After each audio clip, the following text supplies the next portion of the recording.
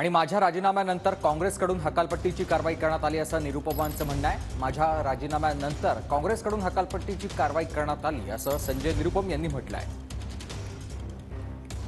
तर महत्त्वाची बातमी आपण बघतोय, संजय निरुपम यांनी हे वक्तव्य केलेलं आहे। माझ्या राजीनाम्यानंतर काँग्रेसकडून हकालपट्टीची कारवाई करण्यात आली आहे। संजय निरुपम यांच्याकडून काँग्रेसच्या सर्व पदांचा राजीनामा देण्यात आलेला आहे। मी आधी राजीनामा दिला होता असा दावा संजय निरुपम यांनी केलाय।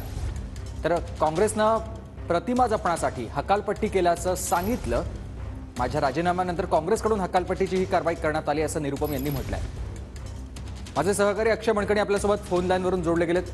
अक्षय, आपण बघतोय संजय निरुपम यांचा हा दावा की मी आधी राजीनामा दिला आणि त्यानंतर काँग्रेसनं माझी हकालपट्टी केली असं त्यांचं म्हणणं आहे।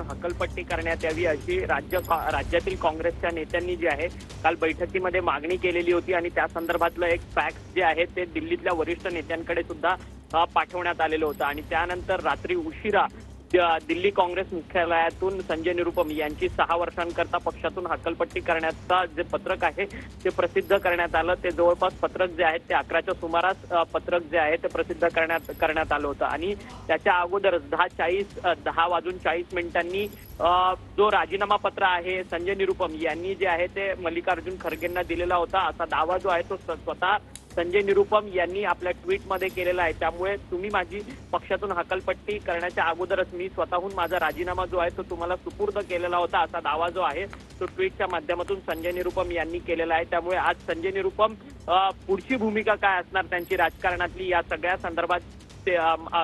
संदर्भात माध्यमांशी संवाद देखील साधणार आहे। कारण की उत्तर पश्चिम लोकसभा जागेवरतून जो आहे तो वाद जो आहे तो पाहायला मिळत होता। अमोल कीर्तीकर जे महाविकास आघाडीचे तिथचे उमेदवार आहेत त्यांना कुठेतरी असहकार्य जे आहे ते बरोबर आहे, असहकार्य करण्याची भूमिका संजय निरुपम यांनी घेतलेली आहे आणि या सगळ्यानंतर पुढची भूमिका त्यांची काय असेल हे पाहणं तितकंच महत्त्वाचं असेल। धन्यवाद तुम्ही दिलेल्या सविस्तर माहितीसाठी अक्षय।